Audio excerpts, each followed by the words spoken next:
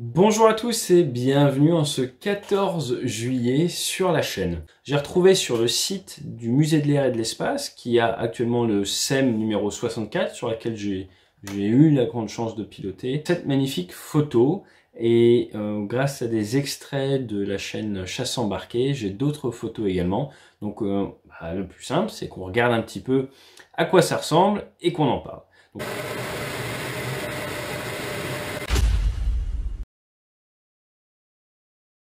le super étendard, c'est un avion, je vous ferai une vidéo précise dessus, mais là je voudrais vraiment focaliser sur le cockpit, plutôt d'ancienne génération. Et vous voyez, il a un énorme manche qui est au milieu, et avec le trim, ça permettait de bouger ce manche. Donc c'est assez sympa, on a un trim de profondeur qui se situe là. On a également les ailerons qui se situent sur la molette derrière. Et ce que vous voyez là, ça c'est la SATER, c'est un fil rouge qu'on vient accrocher à notre gilet qui nous permet de nous relier tout simplement au pactage de combat. Donc on vient accrocher ça à notre gilet. Et ce qu'on voit ici en bleu, c'est le rappel de jambes. Donc si on doit être réjecté, ces deux câbles bleus viennent se tirer, ça vient plaquer nos jambes au siège éjectable. Ce qui est mieux pour rester avec ses jambes dans le cockpit.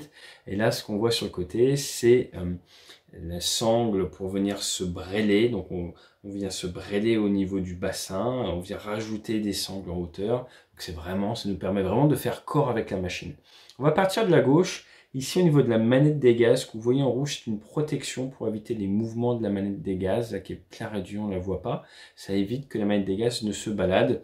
Ça, c'est pour sortir les becs qui sont situés sur l'avant des ailes, et après derrière les volets. Donc dans un premier temps, on bouge les becs. Dès qu'on veut manœuvrer un petit peu en super étendard, il faut penser à sortir les becs. Et après, pour sortir les volets, il y avait une procédure, on appuie sur un bouton, on lève. C'était un peu plus compliqué pour sortir les volets, mais tout se faisait avec ça. Donc dès que vous manœuvriez un peu l'avion, il fallait penser à sortir les becs pour pas dégrader. Sur les côtés ici, c'est rapport à la verrière, donc ça va nous permettre de fragiliser ou de déverrouiller la verrière. Ça ici, c'est un crève dinghy. C'est une sorte de couteau. Si vous avez un dinghy ou votre Mae West qui vient de se gonfler dans l'habitacle, avec ça vous pouviez le casser. Et ça, c'est la fréquence pour l'ILS, le démarrage du moteur, vieux poste radio. Ici, on a le train, tout simplement, avec la sécurité. Une sécurité au niveau du train, il ne faut pas la relever au sol. Là, on a les indicateurs de trim. Quand vous regardez ici, c'est tout ce qui est lié au largage de l'heure. Ça, c'est du largage des tresses. Ici, c'était réservé pour de l'électronique, principalement, et de la conduite de tir. Ça, c'est pour les enregistreurs de caméra ou de CTM, collimateur tête moyenne. Ici, c'est le pilote automatique. Et ce bouton-là, comme je l'ai dit dans la vidéo d'appontage, c'est pour savoir si les aérofreins qu'on commande directement sur la manette des gaz sont rentrés ou pas. Ça, c'est pour sélectionner l'armement.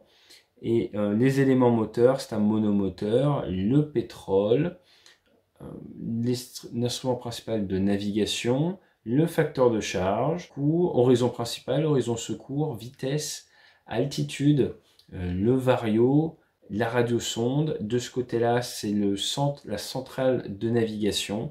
Alors ça, c'est l'ancien modèle. Sur le nouveau modèle, c'était recalé par GPS.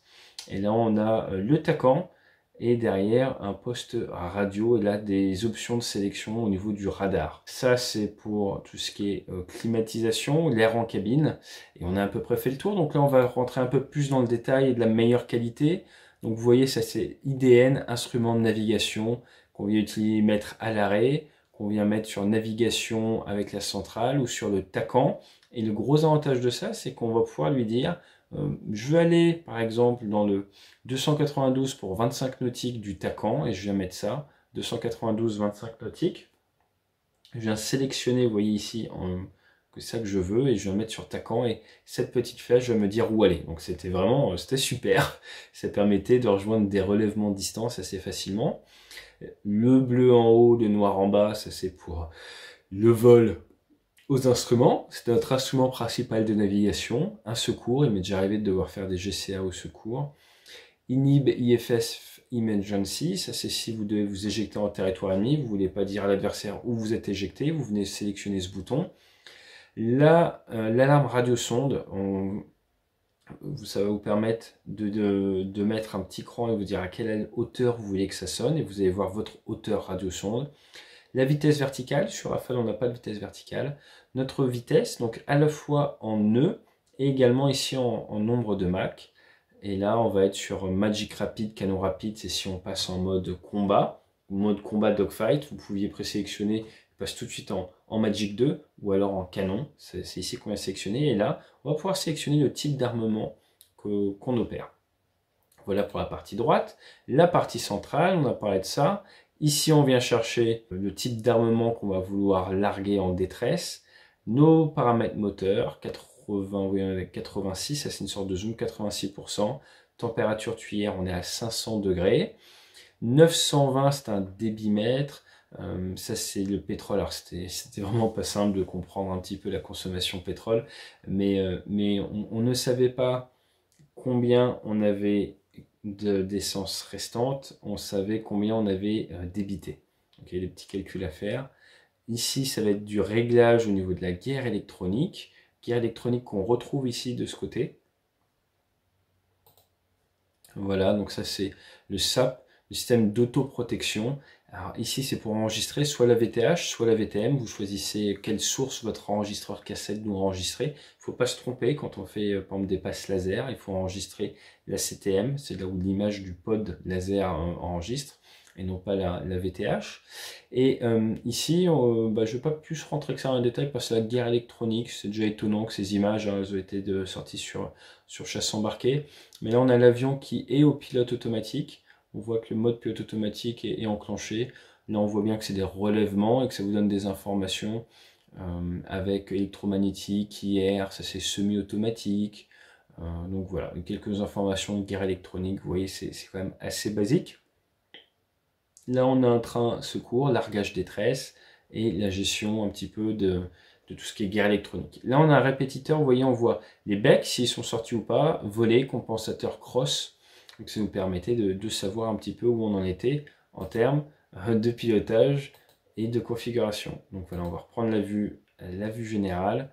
Donc voilà, on a un petit peu fait le tour. Donc là, vous avez de quoi sortir les becs et les volets. Vous sortez le train ici et voilà, tout se passe bien. Pour ouvrir la verrière, c'est de ce côté-là que ça se passe. Et si vous demandez à quoi servent ces choses-là, ce sont des lumières. Et oui, pour le vol de nuit, on avait des lumières accessibles dans le cockpit. Un peu plus en hauteur ici, on a un répétiteur d'incidence. On est trop rapide, on a la bonne incidence. Nous sommes trop lents. Les couleurs sont différentes de ce qui est utilisé par exemple sur F-18 ou dans la Navy. Là, on a la recopie, on a radar, ce qu'on appelle la CTM, collimateur tête moyenne, radar, mais également toutes les images air-sol du pod Damoclès par exemple, ou de l'Atlas, et là, donc, comme je l'ai dit tout à l'heure, le facteur de charge. Voilà pour ce qu'on appelle un amphicabine, un petit tour, à savoir que pour pouvoir être lâché sur Super Étendard, il fallait être capable de montrer du doigt, de trouver les yeux fermés avec un ruban sur la tête, chacun des instruments. Vous connaissez vraiment votre cockpit par cœur, vous faites vraiment corps avec la machine. On fera pareil avec d'autres types d'aéronefs sur lesquels j'ai piloté si ça vous plaît. N'hésitez pas à me le dire dans les commentaires, j'espère que ça vous a apporté quelque chose. Et excellent 14 juillet, fly safe, et ces avions sont encore en service de l'autre côté de l'Atlantique, chez les Argentins. Allez, portez-vous bien.